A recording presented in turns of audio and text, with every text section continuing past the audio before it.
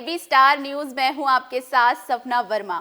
हर दिन इतिहास के पन्नों पे कुछ ना कुछ ऐसी घटना घटती है जो कि एक ऐसी छाप छोड़ देती है जिसे कभी नहीं भुलाया जा सकता, और उसी पर आधारित है हमारा ये कार्यक्रम जिसका नाम है एक किस्सा दिन का हिस्सा। तो चलिए शुरुआत करते हैं आज के हमारे पहले किस्से से, जो कि जुड़ा है इतिहास की उस शख्सियत से जिसे आज ही के दिन साल 1929 को पहले कमर्शियल पायलट के तौर पर लाइसेंस दिया गया था। चलिए एक नजर डालते हैं कौन थी वो शख्सियत और क्या रहा उनका इतिहास। आइए जानते हैं आज क्या है खास।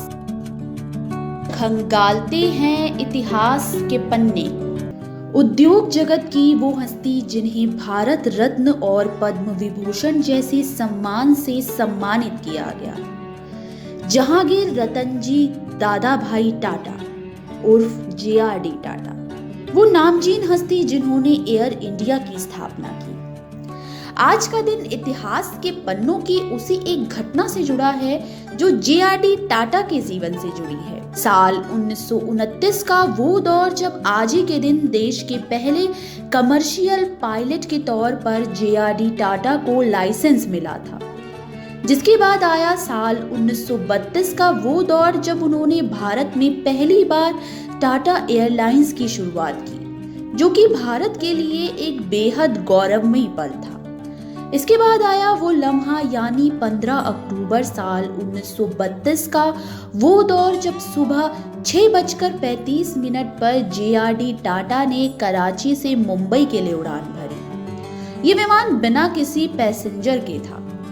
इसमें मौजूद थी तो बस चिट्ठियां ही चिट्ठियां। बात की जाए अगर इन चिट्ठियों की तो ये लंदन से कराची लाई गई थी। इन चिट्ठियों का कुल भार 27 किलो था। समय के साथ साथ फ्लाइट सुविधाओं को लेकर कई सारे बदलाव किए गए, और कुछ बदलाव तो उस वक्त हुए जब भारत ने आजादी हासिल कर ली।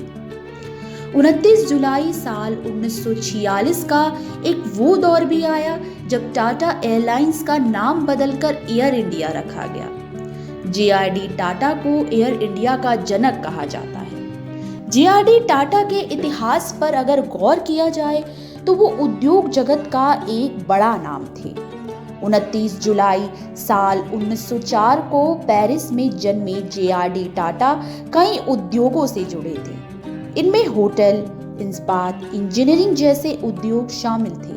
बात की जाए अगर इनकी पढ़ाई लिखाई को लेकर तो इन्होंने कैम्ब्रिज यूनिवर्सिटी से इंजीनियरिंग की पढ़ाई पूरी की। उनके बचपन पर अगर गौर किया जाए तो ये फ्रांस में ही बीता। क्या आप जानते हैं कि उन्होंने फ्रांस की सेना में भी काम किया था? वो हमेशा से ही काफी मेहनती और संघर्षशील थे। उनकी मेहनत का ही नतीजा था जो आज भारत में टाटा उद्योग काफी फल फूल रहा है और विकसित हो रहा है। आज टाटा न सिर्फ उद्योग जगत का एक बड़ा नाम है, बल्कि चैरिटी और सामाजिक कार्यों में भी टाटा हमेशा से ही आगे रहा है।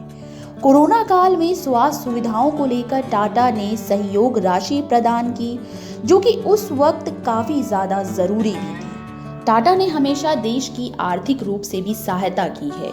आपदा के समय टाटा ने हमेशा से ही अपना सहयोग देकर देश के विकास में अपना। जहांगीर रतनजी भाई दादाभाई टाटा यानी कि JRD टाटा, जिन्हें साल 1929 को आज ही के दिन कमर्शियल पायलट के तौर पर लाइसेंस दिया गया था, एयर इंडिया के संस्थापक माने जाते हैं। उद्योग जगत का वो एक बड़ा नाम थे। बढ़ते हैं हमारे अगले किस्से की तरफ। हमारा अगला किस्सा जुड़ा है काशी विद्यापीठ और महात्मा गांधी से। तो काशी विद्यापीठ और महात्मा गांधी के बीच आज के दिन का क्या कनेक्शन है, चलिए इस पर एक नजर डालते हैं। आजादी के आंदोलन में महात्मा गांधी का सहयोग न होता तो शायद आज हम आजाद भारत में खुली हवा में सांस न ले पाते। महात्मा गांधी ने हमेशा शिक्षा को काफी बढ़ावा दिया, वो शिक्षा जो अंग्रेजों की हुकूमत से परे थी, और इसका प्रमाण था काशी विद्यापीठ, जिसके संस्थापक थे शिव प्रसाद गुप्त, जिन्होंने असहयोग आंदोलन से प्रेरित होकर आज ही के दिन यानी कि साल 1921 को इसकी स्थापना की थी। वहीं बात की जाए अगर महात्मा गांधी के सहयोग की, तो उन्होंने इसका उद्घाटन किया था।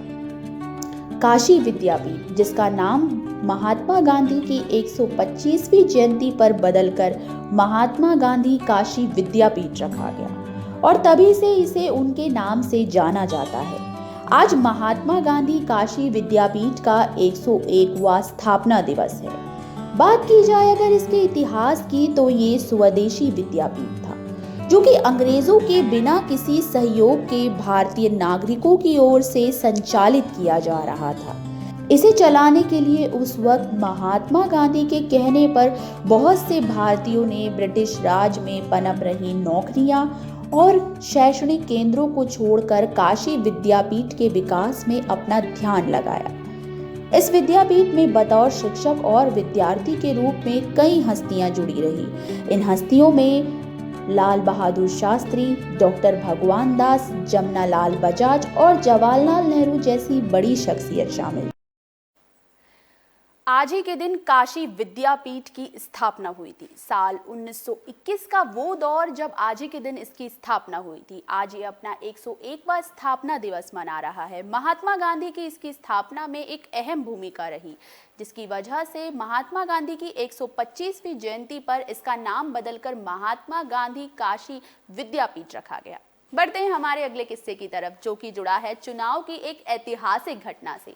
उस घटना से जो कि आज़ादी के आंदोलन के बाद हुए चुनाव के दौरान हुई थी। क्या था उस घटना का इतिहास और आखिर कांग्रेस से उस घटना का क्या संबंध है? चलिए इस पर एक नजर डालते हैं। साल 1947 का वो दौर जब भारत ने काफी संघर्ष के बाद आजादी हासिल की। आजाद भारत के सामने उस वक्त कई सारी चुनौतियां थी। इसमें से एक थी विकास और लोकतंत्र की स्थापना। कैसे की जाए? लोकतंत्र जहां सत्ता का भाग्य जनता तय करती है, यानी जनता सबसे ऊपर होती है। लोकतंत्र में जनता अपनी सरकार खुद चुनने के लिए आजाद होती है। इतिहास के पन्नों पर अगर नजर डाली जाए तो उस वक्त का दौर याद आता है जब भारत में पहली बार चुनाव हुए थे।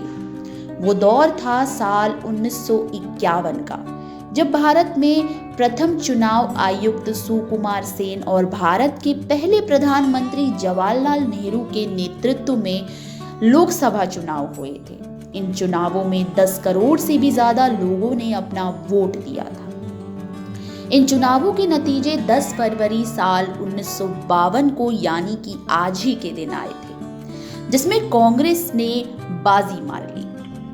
चुनाव के नतीजों के बाद कांग्रेस का नाम सभी की जुबान पर चढ़ गया। 364 सीटें हासिल कर देश की सबसे बड़ी पार्टी कांग्रेस बनकर उभरी। इस जीत का दारोमदार जवाहरलाल नेहरू को दिया गया, क्योंकि बतौर स्टार प्रचारक उनकी एक बड़ी भूमिका रही, जिसने विपक्ष को साल 1951 का वो दौर जब पहली बार लोकसभा के चुनाव हुए। आज़ाद भारत के पास उस वक्त ये सबसे बड़ी चुनौती थी कि कैसे चुनाव कराया जाए, लेकिन जैसे तैसे लोकतंत्र में चुनाव संपन्न हो पाए। चुनाव तो संपन्न हो गए, बात आती है नतीजों के ऊपर, जो कि 10 फरवरी को, यानी कि 10 फरवरी साल 1952 को घोषित हुआ। इस घोषणा ने काया पलट कर रख दी। ये इतिहास के पन्नों में एक सबसे बड़ी घटना साबित हुआ। इसमें कांग्रेस ने सबसे ज्यादा सीटें हासिल कर कांग्रेस सत्ता में आ गई। उसके बाद से कांग्रेस का नाम सबकी जुबान पर चढ़ गया। वक्त हो चला है अब आपसे विदा लेने का। हम फिर मिलेंगे किसी नए किस्से के साथ। तब तक के लिए देखते रहिए एक किस्सा दिन का हिस्सा। शुक्रिया।